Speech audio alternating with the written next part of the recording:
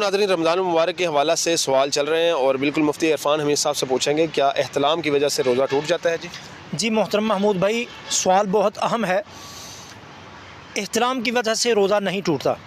पहली बात याद रखें कि हमारी जो नौजवान नस्ल है, हमारे वालिदैन को चाहिए इस नौजवान नस्ल की तरबियत में अपना हिस्सा डालें।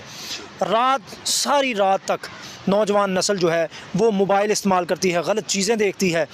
अब सुबह के वक्त ज़ाहिर बात है सोए हुए अगर एहतलाम हो जाता है शहवत की बिना पर, और शहवत की पर मबनी चीज़ें और मवाद देखते हैं, इस बिना पर हमारे उलमा ने इस चीज़ की बिल्कुल रुख्सत नहीं दी, इजाज़त नहीं दी कि उनको ये कहा जाए कि उनका रोज़ा नहीं टूटता, बल्कि उनको चाहिए कि वो अपने ऊपर कंट्रोल करें और काबू करें।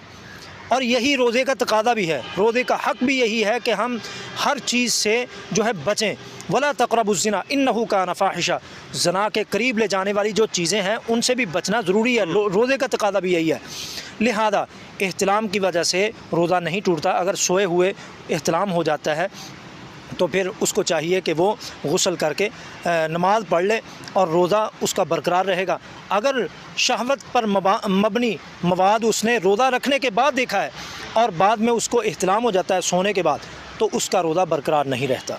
जी नाज़रीन, बिल्कुल आप भी सवाल कर सकते हैं और उसके जवाब जो है वीडियो की शक्ल में आपके सामने रखे जाएंगे। मज़ीद अच्छी वीडियो के लिए चैनल सब्सक्राइब करें। अस्सलाम वालेकुम।